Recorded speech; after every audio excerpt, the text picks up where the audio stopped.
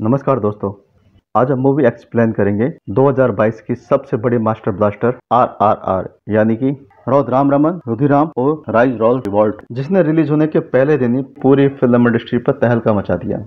जिन्हें एस राजामौली, रामचरण और junior NTR की जोड़ी ने पूरी फिल्म इंडस्ट्री में अपने झंडे गाड़ दिए। तो वीडियो शुरू करने से पहले आपसे गुजारिश है कि अगर आपने मेरा चैनल अभी तक सब्सक्राइब नहीं किया तो प्लीज सब्सक्राइब कर लीजिए। चलिए शुरू करते हैं। 2022 की सबसे बड़ी मास्टर ब्लास्टर RRR। कहानी 1920 की है, जब पूरे भारत में अंग्रेजों का राज था और ब्रिटिश इंडिया कंपनी भारत के लगभग सभी राज्यों पर हुकूमत करती थी। वह इंडिया का एक छोटा सा गाँव आदल दिखाया जाता है, जहाँ ब्रिटिश अधिकारी वहाँ आते हैं। जिन्हें वहाँ एक छोटी बच्ची बहुत पसंद आ जाती है और ये अंग्रेज लोग उसे जबरदस्ती अपने साथ ले जाने की कोशिश करते हैं। और जब उस बच्ची की माँ बेटी को ले जाने के लिए विरोध करती है, तब एक इंग्लिश गार्ड उसे गोली मारने वाला था। तो ब्रिटिश अफसर कहता है कि हमारी गोलियां बहुत कीमती हैं, इन जैसे छोटे लोगों पर बर्बाद नहीं कर सकते। उसके बाद वो गार्ड एक बड़ा सा लक्कड़ उठाकर उस बच्ची की माँ के सर पर मारता और वो लोग जबरदस्ती उस बच्ची को वहां से ले जाते हैं। और ये सब देखने के बाद भी कोई भी कबीले वाला उनकी मदद के लिए आगे नहीं आता। अगला सीन दिल्ली का दिखाया जाता है, जब बहुत सारे इंडियन अंग्रेजों के खिलाफ प्रोटेस्ट कर रहे थे, जिन्हें जाली लगाकर रोका हुआ था। वहीं भीड़ में से एक लड़का पत्थर उठाकर एक अंग्रेज अफसर के फोटो पर दे मारता है और उसका फोटो तोड़ देता है। तभी अंग्रेज अफसर उस लड़के को पकड़कर लाने की हुक्म देता है और ये काम सौंपा जाता है रामचरण को, जो कि ब्रिटिश आर्मी में ही सिपाही था। राम मूल रूप से इंडियन होता है, लेकिन उस वक्त अंग्रेजी सेना का वफादार होता है और ब्रिटिश की तरफ से भारतीय क्रांतिकारियों के खिलाफ ही लड़ता है। राम बड़ी बहादुरी से भीड़ को चीरते हुए उस युवक को पकड़कर अंग्रेजी सेना के हवाले कर देता है, लेकिन इसके बावजूद भी अंग्रेजी अफसर उसके लिए तारीफ के एक शब्द नहीं बोलते। और जब मेडल मिलने की बात आती है तो लगभग सभी मेडल अंग्रेज सिपाहियों और अधिकारियों को दिए जाते हैं और राम को उसकी बहादुरी के लिए प्रशंसा तक नहीं की जाती। ये सब देखकर राम को बहुत बुरा लगता है। बरसों की वफादारी और बहादुरी के लिए अंग्रेजी अफसर दो शब्द भी प्रशंसा के लिए उसके लिए नहीं बोलते और मौका मिलने पर हर भारतीय सिपाही को जलील करने का कोई मौका नहीं छोड़ते। वहीं अगले सीन में दिखाते हैं कि उस कबीले के नवाब का एक आदमी ब्रिटिश हुकूमत के एक अफसर से मिलता और उसे बताता है कि इस लड़की को वो उठाकर लाए हैं, वो गोल्ड कबीले की लड़की है और गोल्ड कबीले में अगर किसी भी व्यक्ति के साथ कुछ भी गलत होता है तो पूरा कबीला एकजुट होकर उस मुसीबत से मुकाबला करता है। और जो लड़की तुम लेकर आए हो उसे लेने के लिए उस कबीले का सरदार भीमा दिल्ली आ चुका है और आप सबकी बधाई इसी में है कि आप उस बच्चे को वापस कर दें, वरना भीमा आप सभी के लिए एक मुसीबत खड़ी कर सकता है। उसकी बातों का अंग्रेज अफसर पर कोई असर नहीं पड़ता और वो उस बच्चे को वापस करने से इनकार कर देते हैं। अगले ही सीन में कबीले के सरदार भीम को दिखाया जाता है, जो अपने शिकार के लिए खुद चारा बनकर बैठा हुआ है, मगर उस वक्त भेड़िए की बजाय एक शेर आ जाता है। भीम जिसका मुकाबला बड़ी बहादुरी से करता है और शेर को बंदी बना लेता है। फिल्म के अंदर भीम और शेर के मुकाबले को बड़े शानदार तरीके से फिल्माया गया है और कुछ सीन देखकर दर्शकों के गूस बम्प खड़े हो जाते हैं। यहाँ पर भीम को बड़ा बहादुर और ताकतवर दिखाया गया, लेकिन आमतौर पर वो समुद्र की तरह शांत रहता है, लेकिन वक्त आने पर वो सुनामी की तरह दुनिया को तबाह मचाने की ताकत भी रखता है। दूसरी तरफ राम की तुलना आग से की है, जिसे सही रूप में इस्तेमाल करने पर आपको वो रोशनी भी देगा, मगर गलत तरीके से इस्तेमाल किया तो पूरे साम्राज्य को जलाकर राख कर सकता है। और ये पूरी फिल्म इन दोनों को केंद्र में रखकर बनाई गई है। उस बच्ची की तलाश में जुट जाता है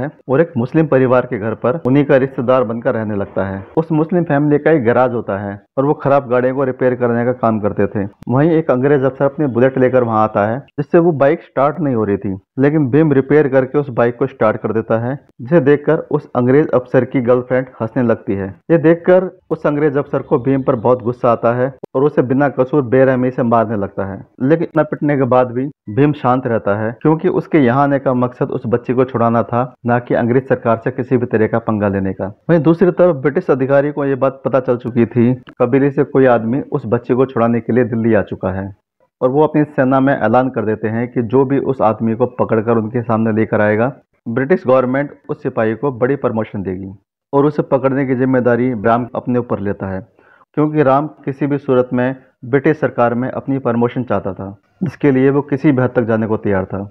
लेकिन यहाँ प्रॉब्लम यह है कि राम के पास भीमा की कोई जानकारी नहीं है और उससे पहले उसने भीमा को कभी नहीं देखा होता। अगले ही सीन में भीम को अंग्रेजों के उस पैलेस के सामने दिखाया जाता है, जहां उस बच्ची को कैद करके रखा गया था। अगले ही सीन में एक ब्रिटिश लड़की जैनी को दिखाया जाता है, जो बाकी ब्रिटिश की तरह नहीं है, उसका दिल दया से भरा हुआ है और उसे देखकर भीम समझ जाता है कि जैन ही एक ऐसा इकलौता माध्यम है जिसकी वजह से वो उस बच्चे तक पहुंच सकता है। राम भीम की तलाश में था और वो भीम को पकड़ने के लिए गांव वालों के बीच में ही भेष बदल कर रहने लगता है और वो इनकी मीटिंग को ज्वाइन करता है जो कि सारे भारतीय अंग्रेजों के खिलाफ करने वाले थे, क्योंकि राम ये बात अच्छी तरह जानता था कि गांव वालों को भीमा की कोई ना कोई जानकारी जरूर होगी और वो जानकारी वो इन्हीं के बीच रहकर जुटा सकता है।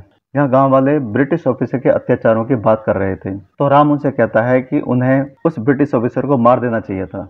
उसकी यह बात सुनकर वहाँ एक आदमी खड़ा होता है और राम के पास जाकर कहता है कि अगर तुम ये करना चाहते हो तो मैं तुम्हें एक आदमी से मिलवा सकता हूँ। दरअसल वो आदमी भीमा का भाई था और भीमा का भाई राम को भीमा से मिलवाने के लिए ले जाता है।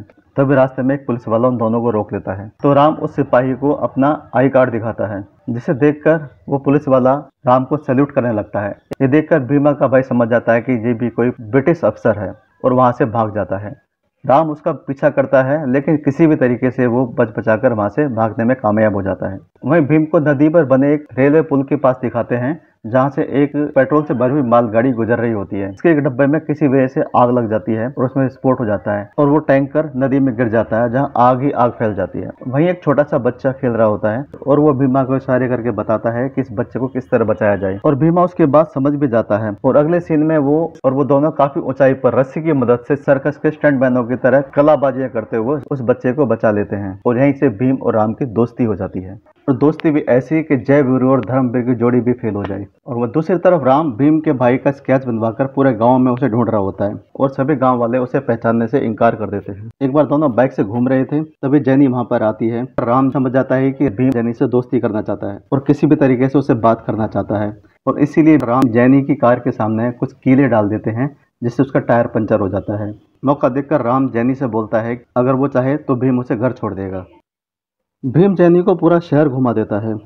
जैनी भीम को गाड़ी की चाबी देकर उनको शाम को पार्टी में इनवाइट करती है, जहां भीम और राम पूरे जेंटलमैन बनकर पार्टी में शामिल हो जाते हैं। भीम खाना खाने के लिए पैलेस में जाता है और उस बच्ची को ढूंढने लगता है और थोड़ी देर बाद वो बच्ची उसे मिल जाती है। वो बच्ची भीमा को पहचान लेती है और रोने लगती है और वो कहती है कि उसे वहां से ले जाए, उसे माँ की बहुत याद आ रही है। भीम जानता था कि वो मौका उसे वहां से छुड़ाने के लिए ठीक नहीं है और इसलिए फिलहाल वो वहां से निकल जाता है। और दूसरी तरफ राम भीम के भाई को अरेस्ट कर लेता है और उसकी बुरी तरह पिटाई करता है, लेकिन वहाँ भीम का भाई मौका पाकर राम के ऊपर एक सांप छोड़ देता है जो राम को डस लेता है। जहर का असर शुरू हो जाता है और राम की हालत खराब होने लगती है और मौका देखकर भीम का भाई वहां से भाग जाता है, लेकिन भागने से पहले भीम उसके गले में धागा देखता है, मगर राम चाहकर भी कुछ नहीं कर पाता और मरता हुआ राम अपनी जान बचाने के लिए भीम के पास आता है और भीम जड़ी बूटियां बनाकर उसकी जान बचा लेता है। मगर राम को बड़ा आश्चर्य होता है कि जो धागा उसने भीम के भाई के हाथ में देखा था वैसा ही धागा वो भीम गले में देखता है। अब राम को समझते जरा भी देर नहीं लगती, वो आदमी भीम का ही भाई है। लेकिन अब राम की हालत में सुधार हो रहा था। भीम राम को वहीं छोड़कर उस बच्ची को बचाने के लिए निकल जाता है, क्योंकि भीम जानता है कि आज पैलेस में एक बहुत बड़ा जलसा होने वाला है जिसकी वजह से शहर के हजारों लोग पैलेस में प्रवेश करना आसान होगा।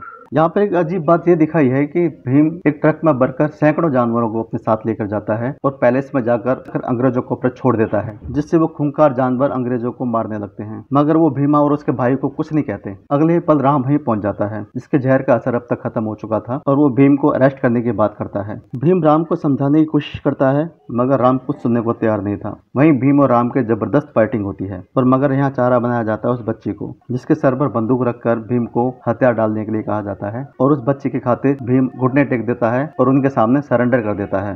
भीम के अरेस्ट होने के बाद राम की प्रमोशन कर दी जाती है और ब्रिटिश गवर्नमेंट उसे हथियारों के डिपार्टमेंट का हेड बना देती है। अब कहानी जाती है एक राउंड में, जहाँ दिखाया जाता है कि राम के पिता जो कि अजय देवगन बने हुए हैं, वो ब्रिटिश आर्मी में ही काम करते थे। उस वक्त दिखाते हैं कि सेना का एक अधिकारी जो कि आज ब्रिटिश सेना का हेड था, वो उस समय गाँव के एक सरपंच को बीच चौराहे पर बेरहमी से मार देता है। अपने कौम के सरपंच की हत्या से राम का पिता अजय देवगन काफी परेशान हो जाता है और वो ब्रिटिश आर्मी की जॉब को छोड़कर अपने गांव आ जाता है और गांव जाकर ब्रिटिश आर्मी के खिलाफ अपनी सेना बनाने लगता है। लेकिन प्रॉब्लम यह है कि उसके पास असला बारूद और बंदूकें नहीं है और एक दिन मौका पाकर अजय देवगन अंग्रेजों की बंदूकें चुरा लाता है। अजय देवगन के बेटे राम का निशाना बहुत अच्छा था। राम दूर से भी सटीक निशाना लगाने में माहिर था और एक दिन गांव पर अंग्रेजी सेना का हमला हो जाता है, जिसका वे लोग काफी बहादुरी से सामना करते हैं। मगर अनफॉर्चुनेटली उनकी गोलियां खत्म हो जाती हैं और अजय देवगन आगे बढ़कर अकेला ही उस सेना के सामने चला जाता है, जहां गोली लगने से उसकी मौत हो जाती है। और ये जानकर बड़ा आश्चर्य होता है कि वो गोली मारने वाला कोई अंग्रेज अफसर नहीं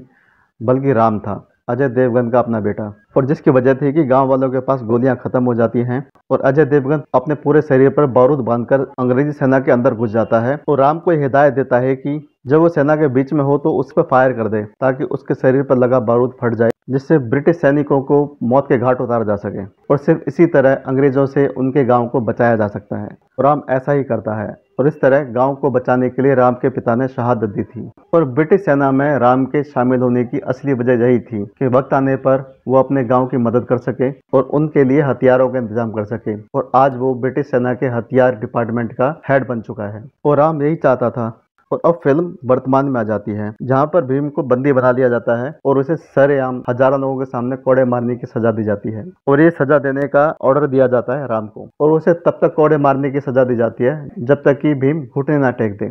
मगर भीम अपने इरादों में बुलंद था और वो सैकड़ों कोड़े खाने के बाद भी घुटने नहीं टेकता। तो राम को उसको कोड़े मारना अच्छा नहीं लगता, उसे गिल्टी महसूस होता है और उसके घुटने टिकाने के लिए वो जंजीर खींच लेता है। मगर भीम को तोड़ना इतना आसान नहीं था। वहीं भीम की यह हालत देखकर गांव वालों का उत्साह बढ़ जाता है और भीम को छुड़वाने के लिए वो आगे बढ़ जाते हैं। भीम को दोबारा कैद खाने में डाल दिया जाता है। उसके बाद राम अपनी एक गर्लफ्रेंड जो कि गांव में उसका इंतजार कर रही थी, आलिया भट्ट को चिट्ठी लिखता है और पूरी फिल्म में पहली बार ये पता चलता है कि इस फिल्म में आलिया भट्ट भी है, जिसका इस फिल्म में क्या रोल है ये मेरी समझ से परे है। वहीं अंग्रेज अफसर देखते हैं कि इतना मार खाने के बाद भी भीम झुकने को तैयार नहीं है, उसे फांसी लगाने के ऑर्डर दे दिए जाते हैं। वो ब्रिटिश अफसर को बोलता है कि नदी के किनारे उस लड़की के सामने फांसी दी जानी चाहिए जिसे छुड़ाने के लिए वो यहाँ पर आया है। ब्रिटिश सेना का हेड रजामंदी दे देता है और उसी रात को मौका पाकर राम गोदाम में रखे सभी बंदूकों की गोलियां चुरा लेता है। अंग्रेजी सेना उन पर हमला करे तो भीमा सहित गाँव वालों को बचाया जा सके। अगले दिन राम उस बच्ची को लेकर नदी किनारे जा रहा होता है और पीछे से वो ऑफिसर अपनी गाड़ी में उसके साथ आ रहा होता है।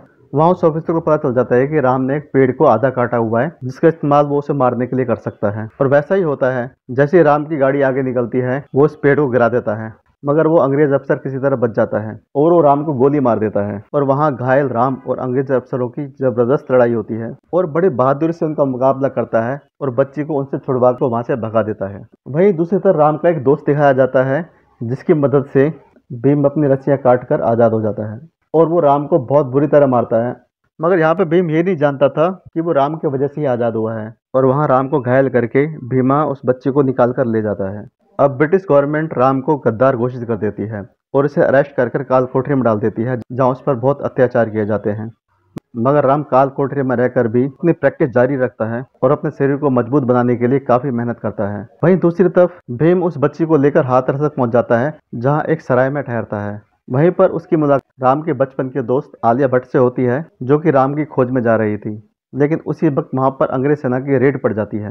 अंग्रेज सेना को शक था कि भीम इसी सराय में छुपा हुआ है, मगर आलिया भट्ट ब्रिटिश अफसर से कहती है कि इस सराय में कुछ मरीज हैं जिन्हें अछूत की गंभीर बीमारी है। ये सुनकर सारे ब्रिटिश सैनिक वहां से चले जाते हैं और इस तरह भीम अंग्रेज सेना से बच जाता है, जिसके लिए भीम आलिया भट्ट का धन्यवाद करता है। तो आलिया भट्ट उसे बताती है कि वो यहाँ राम की तलाश में आई है और राम की चिट्ठी दिखाती है जिसमें उसने भीम का जिक्र किया हुआ था।